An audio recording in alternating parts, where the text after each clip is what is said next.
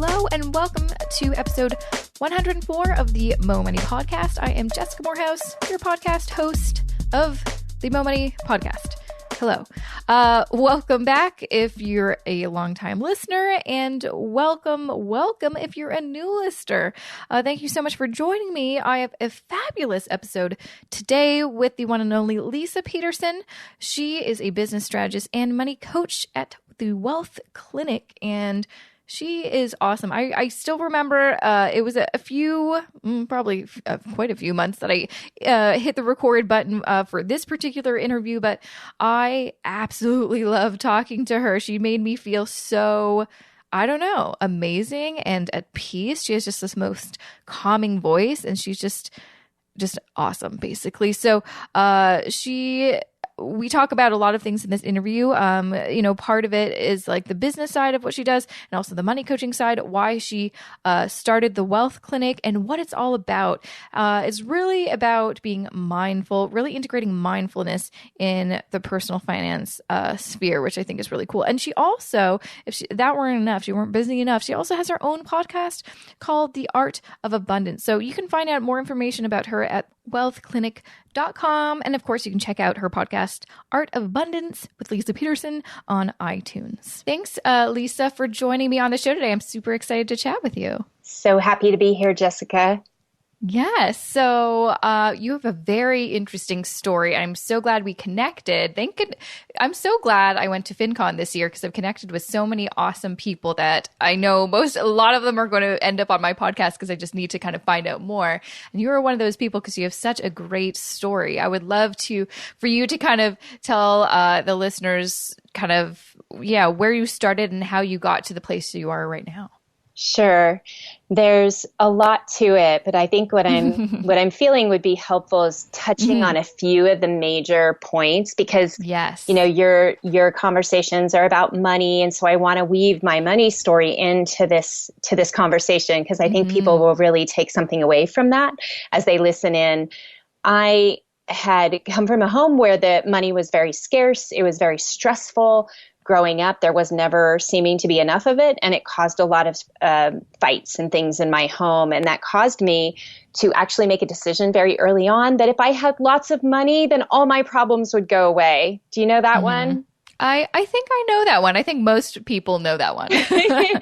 And so I ended up going into the money business. And when I graduated undergrad, I actually had studied clothing design, and I got out of school, started designing clothes in San Francisco with Jessica McClintock. It was like my dream job, but I found out that it was very low paying. And that was kind of repetitive of what my parents had done, was take more creative routes with their finances. They were in the creative business, didn't make a lot of money, led to stress. So I left that job, went back to school, got my MBA in finance, which was a huge, crazy thing because I had always hated math, but I did it.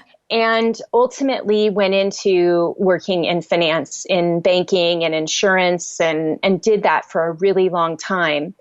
And that I started my career out in the early 90s, just to give you an idea of the timing here. By the late 90s, I faced a pretty upsetting tragedy in my family that caused me to how I look at it is go down a spiritual path of discovery to try and get answers to life. Like, why are we even here? And it shook up my world so much. This is like in 1999. And it drove me towards Buddhism and studying meditation and traveling and doing long meditation retreats, even though I was a mom and I was a corporate. I worked for Wells Fargo in San Francisco at the time, but I started traveling around the world doing these meditation retreats with all of my vacation, and my husband was very supportive of this. But it ended up being perfect for what I was about to encounter, which was more and more tragedies in my family. My mom got diagnosed with stage 4 ovarian cancer when she was 56, and I helped her through the process of ultimately losing her life to cancer. My grandmother got sick, and I took care of her. And it was several things that were going on while I was teaching meditation, teaching mindfulness now.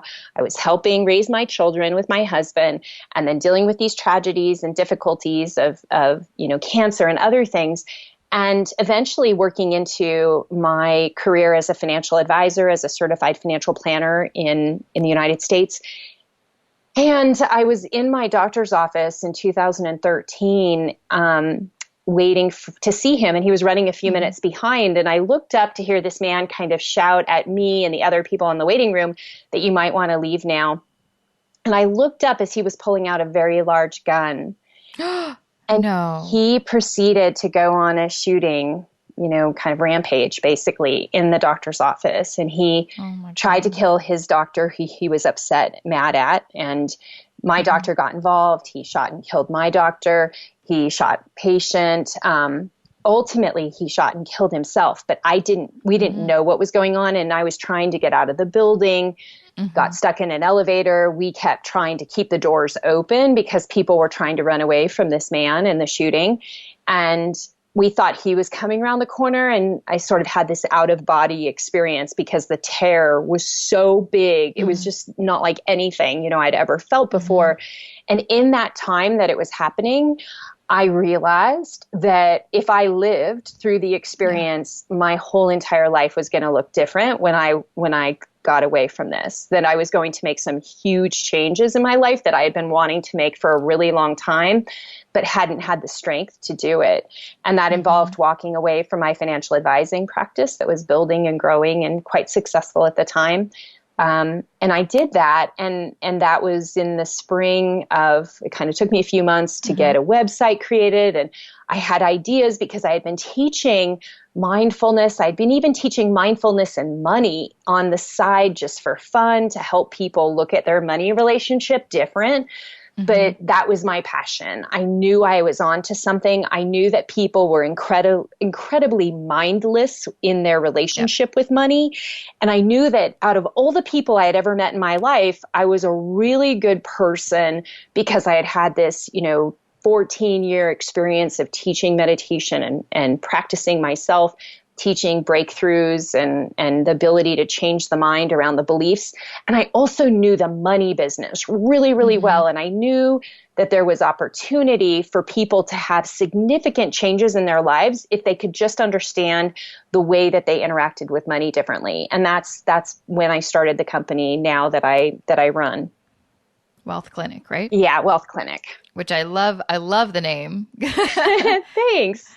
Yeah. No, wow. That is right? That's an incredible story. That's crazy. And yeah, that even just listening to that, I'm kind of just looking at my life or just like what I'm going through, currently just like, turning 30 and you get really reflective. I find when you kind of turn another decade and yeah, you really do, sometimes get stuck or you are afraid to make a change or do something totally outside of your box. But it's kind of those instances in your life when something happens and sometimes it's a tragedy where you really, have to say to yourself, stop making excuses. Life is short. You don't know how much time you have. And so you need to, do what you actually really want to do. Totally. I couldn't agree more. It was, unfortunately, I look back and think, well, gosh, couldn't you have just been like all those entrepreneurs who just, today's the day, and they go off and do it? I was like, no, it really wasn't that story for me. It was about realizing, like you said, how short life can be, that we never know when, surprises happen and things change and people get sick. You just don't know. And I saw that time to seize it. And my life, I just laugh because it's almost like a completely different person was living back then. Because as you know, being an entrepreneur, it's like craziness, like how much you learn and how much you grow and how much you can help people when you have the freedom to really follow your passion. So before that all happened, were you kind of like thinking or hoping or planning to kind of quit your financial advisor job to kind of start out your own, but you're just like, oh, I'm waiting for the timing to be right? Or what was your thinking before all that happened? A few months before that happened, I was being courted by a very successful financial advisory practice that managed over $1 billion in assets. And they wanted me to come on board and become a partner in that business. And so it was a big move for my husband and I. We traveled, we decided we were going to do it. And at the last minute, a conversation between me and the principal made me realize that it was not my path. And it was crazy because one minute we were going and the next minute I came home from my office one day after I had this conversation. I told my husband we're not going. And he's like, what? And I'm like, it's not the right thing. Like, it's going to take over my life and I'm not ready I don't ever want to do that. Like, there's something else that I'm supposed to do and it's not that. And then I went into a really deep funk because I had just turned away the biggest job of my whole entire career at that point. And it just seemed empty. And so I was sort of in a funk when I was in the doctor's office that day. Like, I didn't know what I was going to do. I was a creature of my own success. It's hard when you're very successful in jobs working for other people to walk away. And that's the dilemma I was in. Yeah, that's actually something interesting you bring up, because I always thought, I mean, yeah, you never really think is it really hard for people that are making a really good wage to walk away and do their own thing? You'd think it'd be almost easier because they have all this money saved up, or they know, they have a bit of a safety. If something goes bad, they can get a high paying job again. Yeah, you'd think that way. But I think I've worked in so many different areas in financial services. I knew that it wasn't easy to find the environments that I found myself in. Like, I knew that I always created different situations that gave me a lot more freedom than most people had in the jobs that I was working in, purposefully, because I think I come from a family of entrepreneurs. I was used to having a lot of freedom. And I had always create these sort of situations that were actually pretty darn good, all considering. So I think I knew how good I had it, and I knew that the risks were pretty high, that I could spend a lot of money getting into a business and having it not succeed. So I was really focused on failure, and I talk about that a lot, but I was focused more on the failure than the success, quite frankly. And even when I started my business, I was still really, really scared. Yep, I totally hear you on that. And I think that's not even starting your own business, but just doing something new that you really want to is terrifying. And I'm, for one, I'm always focused on the failure. I'm always like, what if? Oh, would someone think I'm stupid for doing this? And then I just, delay. Or sometimes I don't. And then usually when I do try and I'm okay with failure, usually success follows, or, I'm fulfilled by what happens, or I learn from the failure and it's not such a big deal. Yeah. But I want to talk a little bit more about your new business wealth clinic. So I kind of get the vibe that you're kind of a money coach, you're a business coach, and you're also very focused on mindfulness, which I think is very interesting and unique, that not a lot of people have that combination, which I really like. Yeah, I think that, the business that I've created is a reflection of my own journey through different ways of looking at the world and kind of blowing up the beliefs that keep us operating based on the conditioning that we receive from the moment we are born until, any given time in our adulthood, when we start to wake up and realize that we might want to question a whole bunch of those beliefs. So I bring this questioning, this inquiry experience, which I call mindfulness, into money, into business, where I encourage my clients to not just do things because other people have told them they're a good idea, or they feel pressure to do things. Even making money is something that we spend a lot of time looking at, because when somebody comes to me, and I just had this happen at a retreat I did this past weekend, we're a long-term client who's building a business. We were getting ready to wrap up the weekend, and it's all about, what are your takeaways? You've had all these breakthroughs. You're looking at the world in a different way. How are you going to apply them to your business when you go home? And something about money came up, and it was like, well, I'm going to make a lot of money, like 7 figures. And, she probably knew deep inside, she's like, oh my gosh, I've just kind of opened myself up to a whole can of worms with Leisa, because I'm like, okay, that money thing, I love it. I want you to be successful, but I feel like still, even after all this time, you're coming at it from the money. And what really matters is, why do you want that money? Like, Right. we really need to focus on the why again. And a lot of times the whys that we have inside of us are not, like, let's call them, legitimate, with kind of those quotations around them. Our whys are our whys, and they are typically not what other people are ever going to tell us that we should be doing. They're just deep inside of us. There's something about our life connection. Oftentimes we have to go back to our childhood to remember what those whys are, because they got so lost along the way, and bring those out and figure out how we can share the why with the world and with our work, and have them integrate and align, so that every day we jump out of bed excited to do what we're going to do, because we know where it's taking us. We know why we're doing it. And that's kind of the combination of the money, the business, and the mindfulness. Does that make sense? That totally makes sense.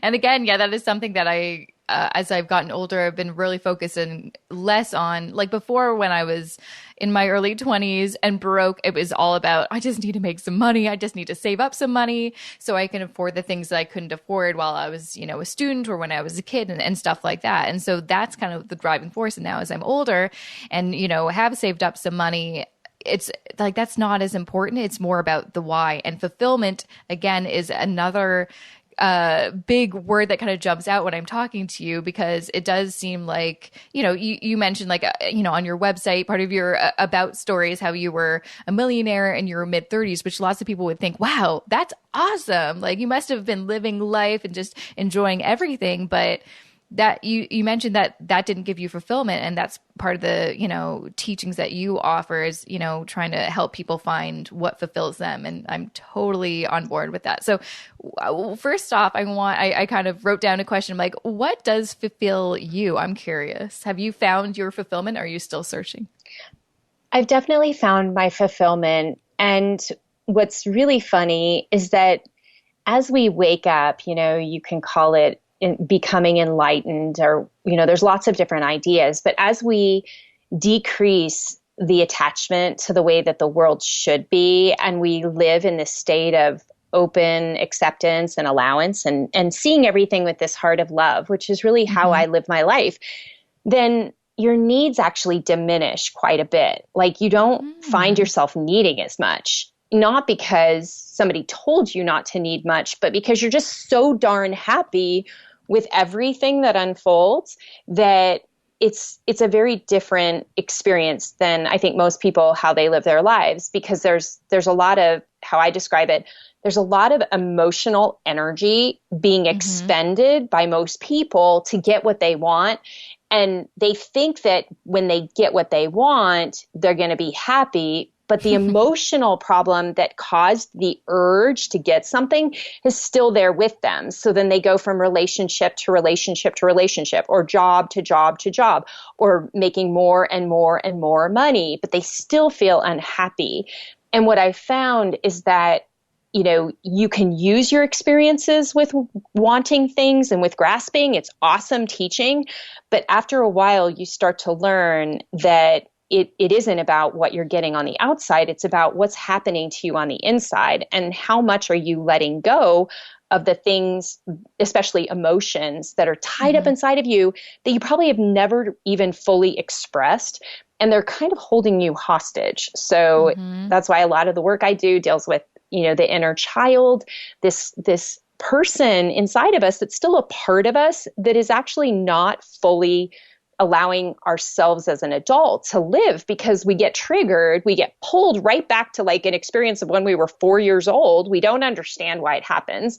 We don't understand why we're acting like a 4-year-old, but I do understand, because I've studied it for a really long time. And I know that's how it works. We just get frozen in time with certain things in life. And when we can actually go in and have that child be really, really solid with themselves and with the life they're living, and no longer emotion being all tied up in knots, then we can approach our jobs and our work and our relationship from this very beautiful place of love. And it isn't about need. It's about just being present and fully conscious about, the whole experience rather than just being pulled into triggers constantly.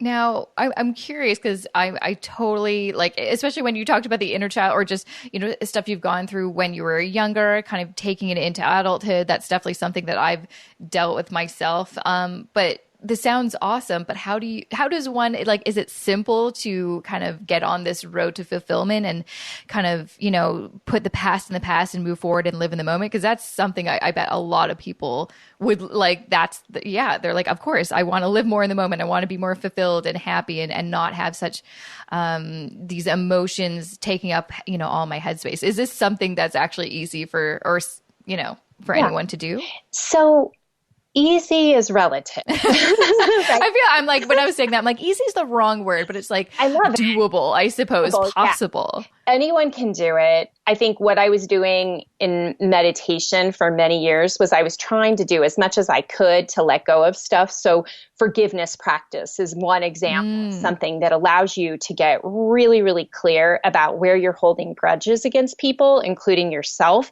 and letting those go. So I create a lot of meditations that help people do as much work as they possibly can do on their own.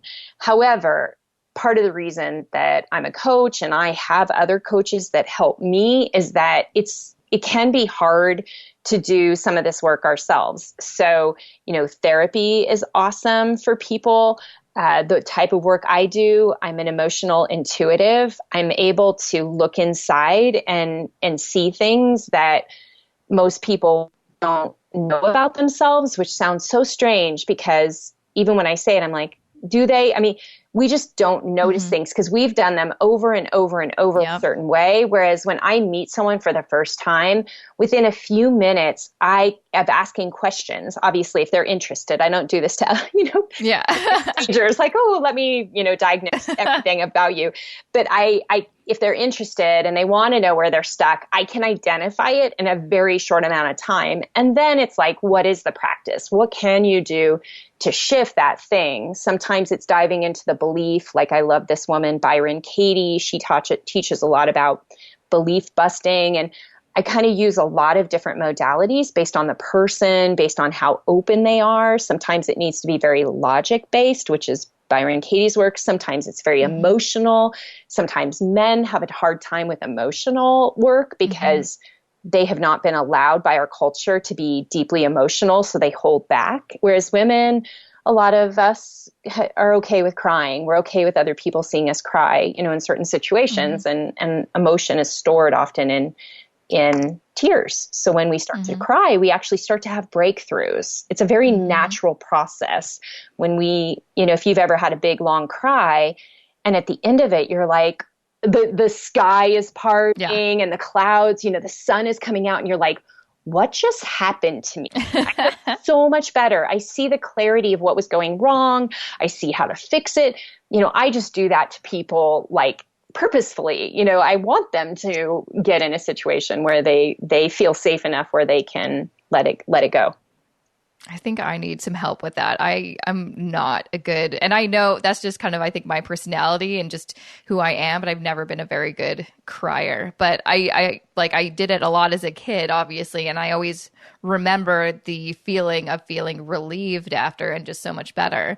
But I feel like that's something I haven't brought into adulthood. Maybe that's something I have to work on. I love getting in the like super hot bathtub and like, I know it's coming. I know that there's something coming. I'm like, I need the safety. I'm a mom. I've got two kids, my husband. They really don't need to hear me having, an emotional breakdown. So I've got that water running. I can cry. Nobody can hear me. It's all good. That's one of my good idea. The happy places. Yes, that's a very good idea. Very good idea. So before I let you go, I would love to kind of just pick your brain on a few things because you've dealt with so many people in lots of different situations. What are some just pieces of wisdom or advice that you would give that maybe someone can implement, right after listening? Like just like a simple change that might have a big impact. I don't know if that's too broad for you. I'm just kind of looking for some tidbits. Yeah, I think the first thing is that noticing the breath, like just how awesome it is to take some nice deep breaths. and really pay attention to the present moment. So if you finish this, listening in to this recording and you have a moment to just breathe for even a couple minutes, noticing the breath coming in and out. My sense is when you've done that for a couple minutes, you might look at something in your life that has been challenging for you most recently.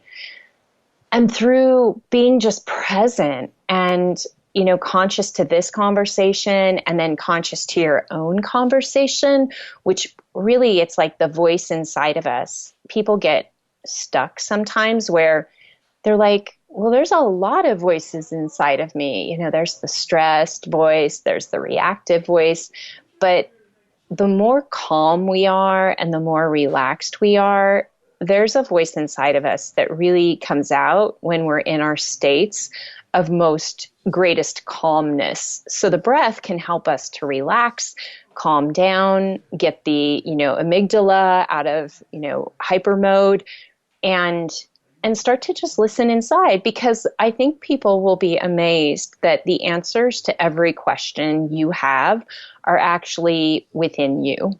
And the more you can quiet, relax, and then give yourself time to ask those questions and maybe even just let go a little bit. Like, I'm not going to try to logically solve this. I'm just going to open it up. It doesn't even have to be solved right when you ask the question, but plant a question that's super important to you that you've been trying to sort out in your mind. Plant it in the area of your heart. Let go and see what happens over the next 24 to 48 hours, that the answer will come in the most magical way possible. And I think that that's a great way to start this work. That's an amazing way. I'm absolutely going to try that. And that's actually funny that not funny, but that's interesting that you mentioned that, because my husband and I, he was really into meditation. He went to Thailand and he did a retreat and life gets in the way and he kind of stopped it. And it's always something that we talked about that we want to do together because it's just so important. He just feels so amazing after. And that's one of the things I'm like, well, how would I start? He's like, well, from what I've researched and what I've kind of tried, it's starting with breathing and then you kind of move forward. So I'm definitely going to integrate that immediately after this conversation. Yay. Yeah. Thank you so much for chatting with me, Leisa. It was a pleasure. And I can't wait to kind of implement some of the things that you talked about today. Thank you so much for this opportunity. I'm hoping that the listeners take away at least one, nugget that they can use and apply in their own life. Absolutely. And that was episode 104 with Leisa Peterson. You can check out her stuff, more about her stuff and the resources she has at wealthclinic.com. But of course, come to the show notes, jessicamorales.com/104. I'm going to put in some of my favorite things about Leisa, some of my favorite podcast episodes she's done, and resources that she offers, because she has a wealth of knowledge and she's just fabulous. So make sure to check out the show notes, jessicamorales.com/104. Thanks for joining me. I do not have another episode for tomorrow, but guess what I do have for you? I have a bunch of freebies for you, and I've actually put them all in one place for you. So you just need to give me your email once, and then you can log in and log out whenever you want. And when things are updated and added, you'll be the first to know. So I basically recently updated my resources section on my website. Before, it was a bit of a hassle, a bit of a mess. So I basically turned the whole thing into a bit of a membership area. So if you want access to every single freebie I've created, that's like my budget spreadsheet, net worth spreadsheet, a bunch of spreadsheets, a bunch of checklists, a bunch of quizzes, a bunch of fun things. And I'm constantly updating and adding things to this. If you want access to everything to start getting your financial life right, start getting organized, start paying down your debt and figuring out how to increase your net worth, make sure just to go to jessicamorales.com/resources and it'll take you right there. You just got to sign up for a free membership. It's all free, by the way, FYI, free. And you will get instant access to everything I've ever created and future things I will create. So hope that